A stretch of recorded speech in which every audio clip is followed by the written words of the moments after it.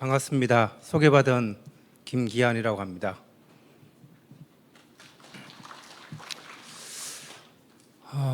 여기 항상 규정 강의를 하면 지금은 그래도 약간 점심시간 지나고 에어컨이 추울 만큼 시원해서 잠이 오시지는 않을 듯 하기도 한데요. 그럼에도 불구하고 규정이라는 단어 자체를 이야기하는 순간 앞서 있는 강의보다는 더 재미가 없을 거예요. 왜냐하면 알아들을 수 있는 용어도 아니고 실무자 입장 봤을 때는 굳이 내가 이것을 알아야 되나? 오늘 이 자리에 내가 왜 왔지? 이거 한 번도 생활에서 쓰지 않는 용어들을 막 제가 쓸 거거든요. 그런데 이제 규정을 공부를 해야 되겠지만 오늘 이 자리 30분 동안에 알고 가셔야 될 내용 중에 여기 계신 분들 중에는 R&D 규정이라는 것을 처음 접한 분도 계시겠지만 대부분 어느 정도 R&D 규정이라는 얘기를 들어보셨고 실무적으로는 연구비 사용 관련한 내용으로 많은 일을 하신 분도 계실 거라는 생각이 들고요. 또 다른 측면에 봤을 때 연구 책임자 입장 봤을 때 오신 분도 있을 거라고 생각이 듭니다. 어쨌든 연구 책임자든 실무자든 연구자로서 알아야 될 내용 중에 제가 앞서 연구윤리 뒷부분에 나오는 연구비 사용 기준 중에 또는 제재 처분 중에 R&D 규정의 파트가 다 포괄을 하는 내용이기는 하지만 알아야 될 내용 위주로 자료 있는 배포된 자료는 참고를 하시고 자료 중에서 제가 꼭 아셔야 될 내용 위주로 말씀드리겠습니다. 드리는 내용 중에 가장 중요하게 말씀드린 내용이 협약의 변경의 내용 중에서 많은 사례를 대서 좀 알려드릴 예정이고요. 그리고 2024년 올해죠. 국가연구개발 관련한 모든 법들이 R&D 규정들이 하나로 규정으로 법령으로 통일됐습니다. 그런 법령 개정 사항에 대해서 주요한 사항 그리고 연구를 수행할 때 필요한 사항 위주로 간략히 설명드리는 목차 형태로 설명드리겠습니다. 혁신법이라고 얘기하는데 국가연구개발 혁신법이라고 얘기를 합니다. 이전에 2021년 이전에 국가연구개발 과제를 수행하셨던 분들은 국가연구개발 사업에 관련한 등에 관한 규정, 줄여서 국연사라고 얘기를 했는데 각 부처별로 R&D 규정이 다 달리 적용이 됐습니다. 대통령 훈령이라는 이름으로 R&D 규정이 하나가 있긴 했지만 산업부 규정 따로 있고요. 연구재단 규정 따로 있고 IRTP 규정 따로 있고 그리고 보건복지부 규정 따로 있고 국토부 규정 다 따로 있었습니다. 그런데 그 따로 있는 규정들을 하나로 모은 게 국가연구개발 혁신법이고요. 모든 규정들이 하나로 통일된 겁니다. 다만 혁신법 이후에 하나로 통일된 그러니까 법령과 여기 밑에 보시는 고시훈령, 행정규칙이라고 얘기를 합니다. 그런 고시규칙 이외에 각 부처별로 조금씩 그러니까 ICT 오늘 이 자리에 오신 분들은 ICT R&D, 정보통신 방송 R&D 연구를 수행하시는 분들이 오신 거죠. ICT R&D만의 특성 있는 규정들이 약간 몇 개씩 있습니다. 그런 규정들을 담은 내용이 아랫단에 보시면 그러니까 ICT R&D 고시훈령, 정보통신 연구개발 죄송합니다. 어떻게 하는데 연구개발 관리규정입니다. 관리규정이고 그 해당되는 보안규정 그리고 연구윤리 규정이 있습니다. 많이 보셔야 될 자료는 당연히 여기 위에 보시는 법령에 있는 내용의 국가연구개발 관련한 혁신법과 해당되는 법령의 국가연구개발 연구비 사용 규정일 겁니다. 많이 보실 거고요. 지금도 보시고 있을 수도 있습니다. 이 내용에 대해서 법령들이 많이 흩어져 있습니다. 그래서 흩어진 거를 협약의 변경에 관련한 내용으로 조금 모아서 설명을 드리려고 합니다. 규정을 개정이 되는데 지금도 규정 개정을 하고 있습니다. 7월 말에 ICT 앞서 보셨던 ICT R&D 관련한 관리 규정이 개정될 예정이고요. 현재 개정 날짜는 7월 30일 이내에 개정될 예정입니다. 그 개정이 되면 항상 그 개정되는 부칙이 있습니다. 언제 해당되는 조항은 언제 조항부터 발령 날짜로부터 적용이 적시된다. 아니면 적시되지 않는 조항은 예외 규정을 두고 있습니다. 그 예외 규정은 보시는 자료를 참고를 하겠습니다. 부칙에 보면 해당되는 조항별로 유예 예시가 되어 있거든요.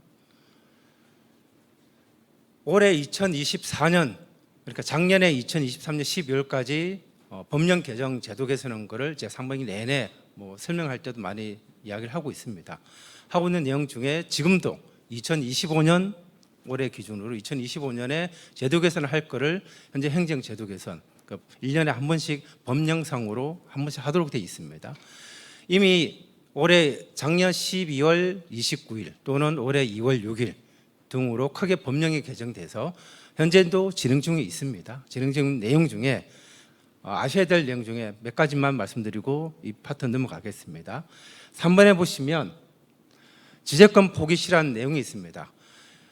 연구개발 기관이 연구 성과를 이제 개발하면 자기 소유권을 갖습니다. 그 소유권을 갖고 연구개발 기간이 종료가 되면 이전에 법령 개정 전에는 그 연구개발 소유기관이 해당되는 소유 지재권 등을 포기할 경우에는 전문기관의 승인이 필요했었습니다. 근데 승인이 필요 없이 그냥 자체 규정에 따라서 5년 규정을 마련해서 자체 규정에 따라서 관리를 하시면 됩니다.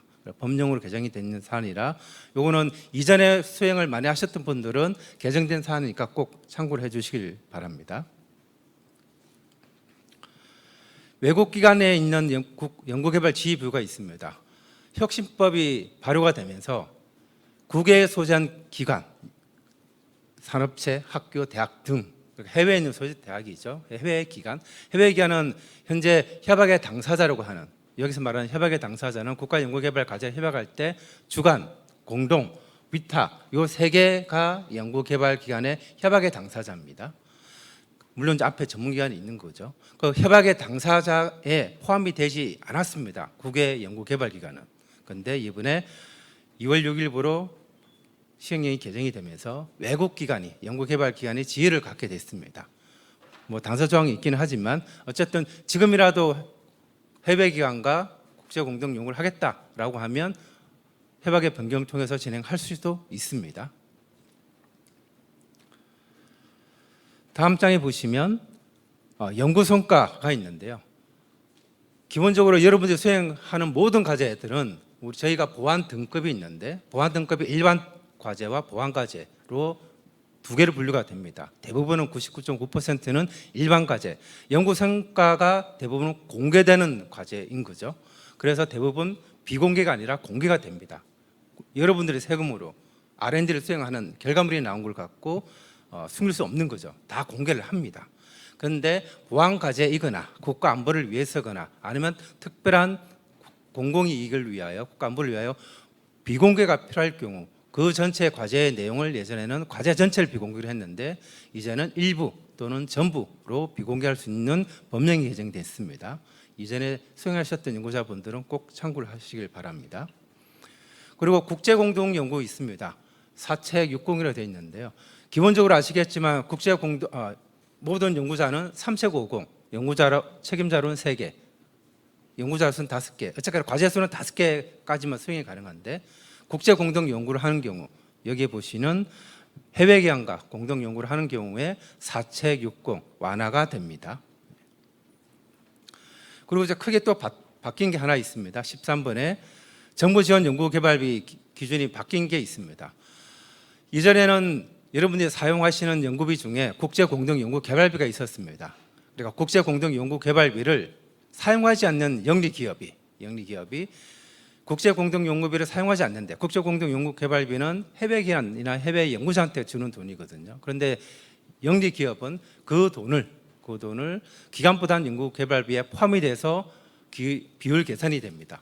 즉 자기가 쓰지 않는 돈에 대한 기관 부담금을 더 상향 조건으로 돈을 더 많이 내는 거죠. 그래서 그런 부분을 부담을 완화시키는 내용으로 법령이 개정이 됐습니다. 지금도 바로 적용이 됩니다. 혹시라도 국제 공동 연구 개발비를 사용한 기업이 있다고 하면 기관 부담금비가 기준이 하향 조정이 됐으니 협약의 변경을 통해서 진행하셔도 됩니다. 옆에 보시는 14번이 있습니다. 정부 지원금을 받고 기관 부담금을 안 받는 경우 예전에 혁신법 시행 이후에 많은 문의가 있었습니다. 수요 기업으로 아니면 수요 기업이 아니더라도 내가 정부 지원금을 안 받을 테니 기관 부담금을 안 받고 들어오겠다. 그러니까 이제 정부 연구개발비 구성 기준에 내가 정부 영리 기업인 경우에는 정부 지원금을 받으면 기관 부담금을 정부 지원금 대비 비율별로 중소, 중견, 대기업 비율별로 내지 않습니까? 그런데 정부 지원금을 안 받은 경우에 기간부담금이 계산식에 의해서 제로가 되는 거죠. 그런데 시행령의 혁신법 시행령에는 영리기업은 기간부담금을 부담하도록 되어 있습니다. 특별한 경우 아니고서는 반드시 부담하도록 되어 있거든요.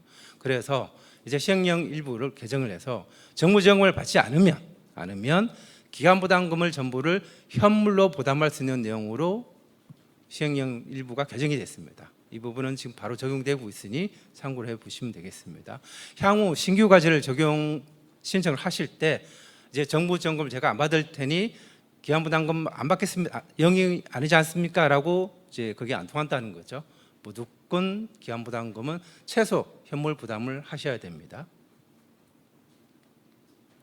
이제부터는 협약에 관련한 내용 중에 앞장에 보는 거는 협약의 체결 부분입니다. 이미 협약을 진행하셨으니 협약을 이제 진행을 변경하는 내용으로 장표로 넘어가도록 하겠습니다.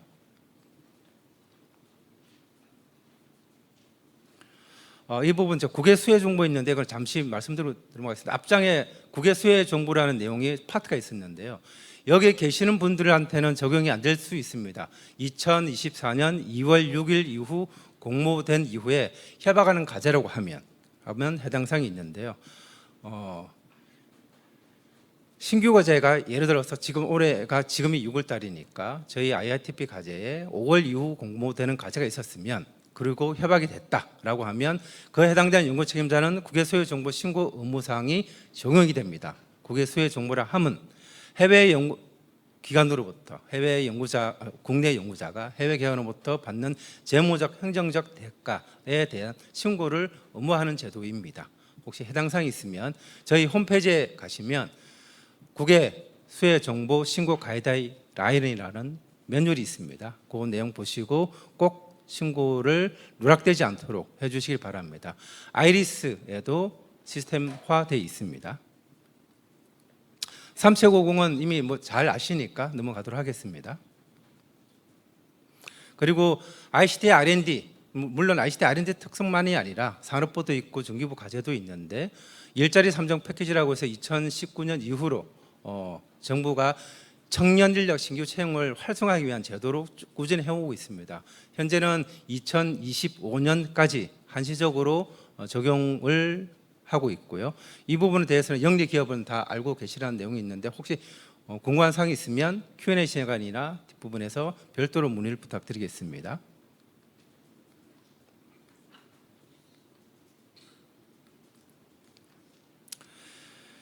자, 이제 협약 이후에 협약을 체결하시면서 제출해야 될 문서가 있는데요.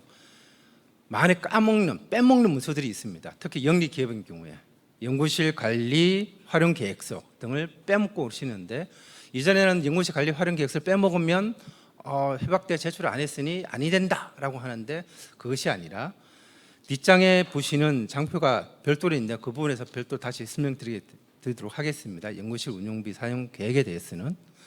그리고 이제 많은 문의사항 중에 하나가 연구수당과 밑에 보시는 간접비의 내용입니다. 연구수당은 기본적으로 아시다시피 혁신법 시행 이후로 연구개발기간은 일괄 협약입니다. 예를 들어서 연구개발기간이 5년이면 혁신법 시행 전에 연차 협약을 했으나 지금은 다 일괄 협약이지 않습니까? 그리고 단계로 구분이 되면 단계로 구분되어질 뿐인 거지 협약은 5년짜리면 5년으로 협약을 한 겁니다. 정산인 경우에는 단계로 구분되어지면 단계 정산인 거죠. 그래서 모든 연구비는 연구수당이든 뒷장에서 연구비 사용 규제를 말하는 모든 연구비의 사용에 관련한 전체의 모수의 범위는 연구개발 기간이고요. 단계로 구분되어지면 단계입니다. 그래서 연구수당은 그냥 제가 여기서 말하는 연구수당은 수준인건비 20% 이내입니다라고 얘기하면 전체 연구개발 이내에 20% 이내구나, 또는 단계로 구분되시면 단계 내에 20% 이내구나. 비율 계산은 모든 계산식에 다 공통 적용이 됩니다. 그거는 좀 참고를 해보시고요. 연구수당은 당연히 단계 내에 연구개발 내에 책정한 연구비 내에 더 이상 정액은 불가하는 게 원칙입니다. 그럼에도 불구하고 수정이 되는 부분이 될 수 있습니다. 각 과제 내에 연구기간별로 연구비가 올 초에 연구비 전액 삭감 등으로 인하여 연구개발 기한별로 연구비가 많이 변경이 된 경우가 많았을 거로 생각이 듭니다. 그래서 단계 처음에 시작하거나 연구개발 시작 처음에 했던 연구수당이 단계로 구분 이후에, 그러니까 올해 연구개발 기간 내에 연구비가 조정된 이후에 연구수당이 인건비가 또는 수정적재비가 조정이 됐다 그러면 해당되는 과제 내 연구개발 기간간에 연구비가 올라가는 경우에는 연구비 정액도 가능할 수 있습니다. 물론 수정, 인건비에 관련한 내용의 계산법에 의해서 전체적으로 아니 될 수도 있지만 일단은 예외 기준이 있다. 물론 그 예외 기준이 아주 범위가 협소하기는 합니다. 두 번째는 간접비 내용이 있습니다. 대학에 또는 이제 정치론연구소에서 많은 질문이 들어오고 있는데 올 초에 간접비 고시 비율, 산출 비율이 개정돼서 들어왔습니다. 특히 대학 위주로 들어왔는데요. 단계를 시작할 때나 연구개발 시작할 때 간접비 적용 비율이 20%였다고 가정을 하고요. 올 초에 다시 단계 연구개발 수행 중에 간접비 고시 비율이 이전에는 20%였는데 22%가 됐습니다. 2%포인트가 상향 조정됐어요. 그러면 간접비 상향 조정 관련한 내용으로 협약의 변경을 신청할 수 있습니까? 없습니까? 문의가 많이 들어왔습니다. 기본적으로는 신청할 수 있습니다. 물론 신청할 수 있으나 전문기관의 검토하에 승인 여부는 별도입니다. 원칙적으로는 단계 연구개발 시작할 때 간접비 적용 비율은 원칙이긴 합니다. 그래서 문구를 자세히 보시고 혹시라도 해당되는 사항이 있으시면 저희 전문기관 담당자와 협의를 해주시면 되겠습니다. 이제 협약에 변경할 때는 제출하는 서류들이 꽤 있을 수 있습니다. 지금 뒷장에서 설명되는 내용이 크게 두 가지로 나눕니다. 뒤에 이제 설명을 드릴 연구비 사용 규정에 대한 연구비에 관련한 내용으로 협약에 변경되는 사항이 가장 크게 있고요. 많은 부분들이 협약의 변경은 그런 연구비 사용 규정에 관련한 내용으로 들어옵니다. 그 다음 파트는 연구비를 제외한, 그러니까 연구비 외가 되는 거죠. 연구기간 변경이거나 연구책임자 변경이거나 등등에 해당되는 연구를 수행하면서의 목표 변경 등 그런 내용으로 변경사항이 많이 들어오긴 합니다. 그래서 저한테 문의가 많이 도는 질의는 연구비에 관련한 내용보다는 그런 연구비 이외의 내용으로 규정적으로 많이 질문이 들어오고 있거든요. 왜냐하면 연구비에 관련한 내용은 이미 비율도 정해져 있고요. 그리고 정확하게 어디 어떻게 사용하라로 기준과 용도가 정해져 있습니다. 딱 명시적으로 되어 있는 거죠. 물론 거기에 아리까리한 해석 부분에 대해서는 질의가 많이 들어오긴 하지만 그 부분은 많이 정제가 되어 있어서 문의가 없는데 연구비 외에 특히 연구 책임자 뒷부분에 대해서 연구 책임자 부분 다시 별도로 설명드리고요. 요 해당되는 요 파트에 연구비 국가연구개발사업 연구개발비 사용 기준 별표 21호 서식입니다. 올해 2월 달에 개정되면서 신설이 된 겁니다. 쭉 내용을 보시면 어떤 내용이냐면 직접비의 40% 초과하는 외부 전문 기술 활용비, 그리고 파견 인력에 대한 파견 전복 비용의 계상, 그리고 당견의 직접비의 위탁비 40% 초과하는 계상, 해외 연구자 유치비 지원비 계상, 국제 공동 연구비, 그리고 그 밖에 이 내용들이 규정을 꼼꼼히 보신 분이라고 하면 국가 시행령이거나 특히 국가연구개발 연구비 사용 기준에 73조의 사전 승인 대상 부분에 이 부분들이 몇 가지 언급된 부분이 있습니다. 그런데 여기 있는 부분들은 거기에 포함되지 않는 내용들이 각각의 조항별로 흩어져 있는 것을 하나의 표로 모아둔 겁니다. 연구 현장에서 73조 사전 승인 대상에 있는 내용의 연구비 사용 규정만 쳐다보고 있는데 나머지는 저희가 파견 정보 비상은 연구비 사용 규정이 없는데 어디에 그 승인 대상이에요? 조항을 찾아달라는 거 근거는 뭐예요? 물어보는 거죠. 그래서 그런 조항들을 모아서 하나의 표를 만들었습니다. 그래서 연구비 사용 규정에 대한 내용을 계속 질의를 하실 때 별지 20으로 서식을 꼭 참고로 하셔서 제출을 하셔야 됩니다. 연구비 사용 규정의 내용이 포함되어 있습니다. 다음 장은 말씀드린 대로 연구비 관련한 내용, 국가연구개발 사용 규정에 관련한 연구비 협약의 변경사항 말고 ICT, R&D에 관련한 관리 규정인 파트가 있다고 말씀드렸습니다. ICT R&D 관리 규정에도 협약의 병행사항이 혁신법이나 시행령이나 연구비 사용 규정 내용도 일부 다 포함되어 있지만 특이하게 포함된 내용이 있습니다. 보시면 일반 과제에서 공개 소프트웨어 개발 과제 전환한다거나 공개 소프트웨어 라이선스 조건을 변경한다거나 등의 내용은 ICT R&D만의 특성을 반영한 협약의 변경 사항입니다. 여기에 해당되는 과제가 모른다고 그러시면 해당되는 과제 RFP에 보시면 공개 소프트웨어 과제의 특성이 반영되어 있는 RFP에 명시되어 있습니다. 연구 책임자는 다 알고 있으니까 꼭 요 공개 소프트웨어 관련한 내용으로 변경이 필요한 경우 요 파트를 참고해 주시면 되겠습니다. 두 번째 좀 말씀드린 사항은 주간 연구 개발 기간의 변경 및 목표의 변경입니다. 여기 조항의 문구가 조금 길게 쓰여 있는데 그 뒤에 있는 가로를 보시면 목표 변경 시 기획 보고서 반드시 필요하다고 되어 있습니다. 그래서 주간 기간의 변경 때문에 기획 보고서 필요한 게 아니라 주간 기간 변경 및 목표 변경할 경우 특히 목표 변경할 때는 기획 보고서가 필요하다는 그런 내용입니다.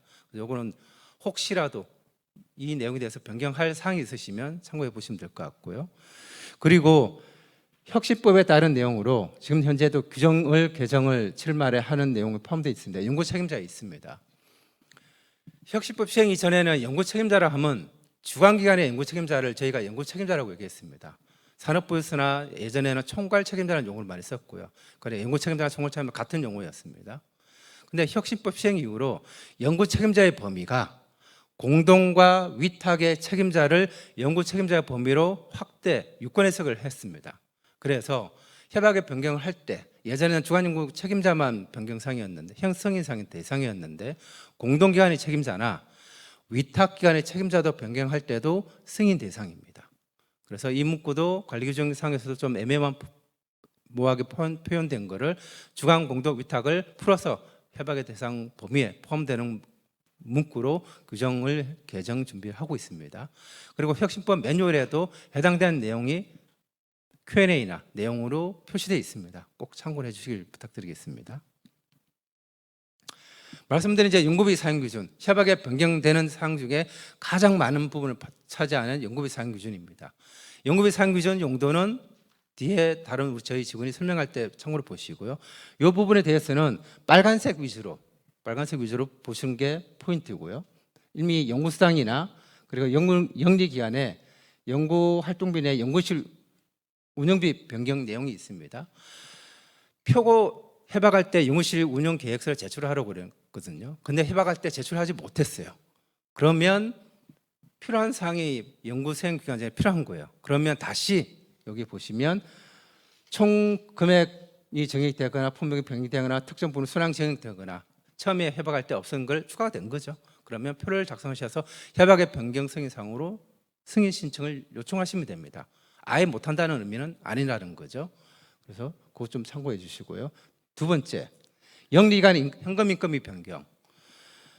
비영리기관 인건비보다 영리기관, 기본적으로 국가연구개발 사업의 기업한테는 인건비 현금 계상이 불가합니다. 그게 대원칙이고요. 그럼에도 불구하고 몇 가지 예외가 있거든요. 중소중견 기업의 소속의 신규 인력의 인건비 또는 연구자의 연구산업진흥법에 대한 전문 사업 연구자 등 아니면 청년 인력 같은 신규 인력 등등등 몇 가지 예외를 있는데 그 예외된 인력 중에 영리기관이 여기 보시면 인건비의 총액이 변경이 되거나 또는 신규 인력에 대한 인건비를 감액하라는 경우 반드시 승인사항입니다. 나중에 정산할 때 이 부분에 대해서 승인도 받지 않고 사용했다고 그래서 어쩌고저쩌고 사용하지 못하다고 그래서 어쩌고저쩌고 정산할 때 많이 불인정되는 요소이기도 하고요. 그리고 정산 파트를 먼저 말씀드렸는데 저한테 많은 질문 중에 하나가 이런 연구비 사용 기준에 대해서 까먹거나 몰랐거나 실수했거나 어쨌든 연구개발 기간이 다 끝나고 정산할 때 이것을 다시 되돌리려고 합니다. 저희들 입장 봤을 때는 규정제획 담당 입장 봤을 때는 당연히 안 된다고 얘기를 하겠죠. 왜냐하면 연구비 사용 기준이든 협약의 변경 모든 사항 변경은 연구개발 기간 동안만 가능합니다. 협약의 변경은 연구개발 기간 종료일까지 신청이 가능하고요. 그러니까 11월 30일까지 연구개발 종료일이면 11월 30일까지 종료를 신청할 수 있고 그러면 저희는 내년 1월 초에 어쨌든 승인에 대한 문서 여부를 처리를 하겠죠. 신청은 11월 30일까지 어쨌거나 가능하십니다. 웬만하시면 그 이전에 신청하시는 게 좋겠죠. 그런데 내년 1월 1일부로 종료된 이후에 1월 1일 날 다시 협약 변경을 신청하려고 해요. 이유가 연구비 사용 기준에 대해서 몰라서 까먹어서 아니면 인지를 못해서 또는 실수해서 아니면 아예 고의로 했는데 저희들한테 문서로 어떤 형태로든 좀 다시 원상복구를 하기 위해서 등등등 많은 요구사항이 있습니다. 원칙적으로는 안 됩니다. 하지만 고의성이 인정되지 않는다고 판단되는 경우 정말 몰라서 있을 수도 있잖아요. 사람이 하는지라 실무자가 단순히 실수할 수 있는 거죠. 그거는 저희 과제 담당자랑 충분히 협의를 하시고요. 뭐 충분하게 소명이 된다고 하면 가능하실 수도 있습니다. 된다는 100% 보장 못합니다. 어쨌거나 원칙대로는 아니 되니까요. 또 그런 부분이 제일 많이 일어나는 부분이 이 연구비 파트 부분입니다. 그래서 규정에 대한 후반에서 설명하는 사용 규정 연구에 대한 용도를 충분히 꼼꼼히 숙지를 해주시길 부탁드리겠습니다. 협약의 경미한 사항은 보시는 장표로 가름하겠습니다. 그리고 참 제일 중요한 파트 중에 하나인데 맨 밑에 연구 개발 기한 변경이 하나 있습니다. 혹시라도 지금 이 시간부로 연구 개발 기한의 변경을 준비하신다고 하면 연구 개발 기한이 변경이 되면 밑에 보시는 문구 보시면 변경 후의 연구 개발 기한이 변경 전 연구 개발 기한의 모든 권한과 책임을 승계한다는 내용의 공정된 양도 양수 계약서 사본을 제출하여야 한다고 되어 있습니다. 모든 권한과 책임입니다. 포괄 양수 계획입니다. 뭐는 되고 뭐는 안 된다 하는 일부 사항이 아닙니다. 그냥 넘기시는 겁니다. 이 부분 많은 올해 초에 연구비 삭감으로 인한 기간 변경으로 해서 많이 좀 이슈가 되긴 했는데요. 어쨌든 이 부분 적용되고 있습니다. 좀 혹시 기간 변경이 되시면 저희 과제 담당자랑 꼭 먼저 협의를 해주시길 부탁드리겠습니다. 보고서 이제 협약을 진행하시면 올해가 연구비 종료가 되시면 이제 해당된 보고서에 제출하고 평가 진행하시죠. 이 부분은 보는 장표로 가름하겠습니다. 그리고 성과 귀속의 문제인데요. 연구 개발 기간은 연구 개발 기간 동안에 수행한 결과물에 대해서 귀속권이 있습니다. 그런데 앞서 보셨던 것처럼 연구 개발 기간에 변경이 일어나면 변경 전 연구 개발 기간은 그 소유권을 권리와 업무가 효력이 상실이 됩니다.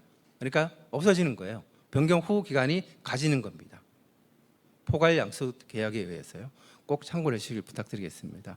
아시겠지만 혹시 위탁 기간은 혁신법 시행 이후로 연구개발 소유의 권한이 없습니다. 발주한 주관 기관이 연구개발 소유권이 있습니다. 공개하고 제재 초보는 뒷부분에서 파트의 설명조 자세히 하고요.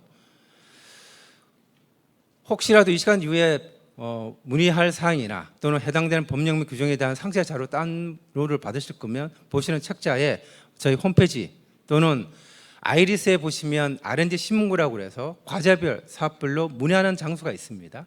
그렇게 문의하시면 제 과제 담당자랑 바로 연결이 되고요. 과제와 직접적인 연관성은 없지만 전체적인 연구비 또는 전체적인 협약의 변경, 전체적인 조문에 대한 해석이 필요하다 그러면 R&D 조문 해석이라는 창구 별도로 밑에 있습니다. 그걸 통해서 문의하시면 저희 기관별 또는 키스텝 또는 혁신본부 과기부에서 문의를 보고 시간은 오래 걸릴 수는 있으나 답변을 드려서 공통된 답변이거든요. 모든 연구자들이 볼 수 있는 조문 해석의 답변이기 때문에 나중에 그 조문 해석의 내용을 참고로 하실 수 있습니다. 마지막으로 혹시 이 시간 이후에 규정에 대한 파트나 아니면 연구를 진행하시면서 이 부분 행정제도는 또는 법령을 좀 개정하고 싶다. 반드시 너무 이게 연구 현장에서 너무 불필요한 규정입니다. 좀 개선해 주세요라고 하시면 여기 보면 법령 및 규정에 홈페이지에 들어가시거나 아니면 죄송합니다. 여기 요 다음 장에 여기에 오셔서 행정제도 개선을 요청하시거나 아니면 의견 수렴을 지금은 이제 끝났지만 매년 4월 1일부터 5월 30일 하고 있습니다. 또는 아이리스에도 항상 수시로 행정제도 개선을 받고 있습니다. 그래서 연구 행정의 애로사항 등을 문의를 남겨주시면 1년에 한 번씩 제도 개선을 통해서 진행하고 있으니까 참고를 하시면 되겠습니다. 혹시 뭐 시간이 좀 되긴 했지만 질문 있으면 질문으로 받도록 하겠습니다.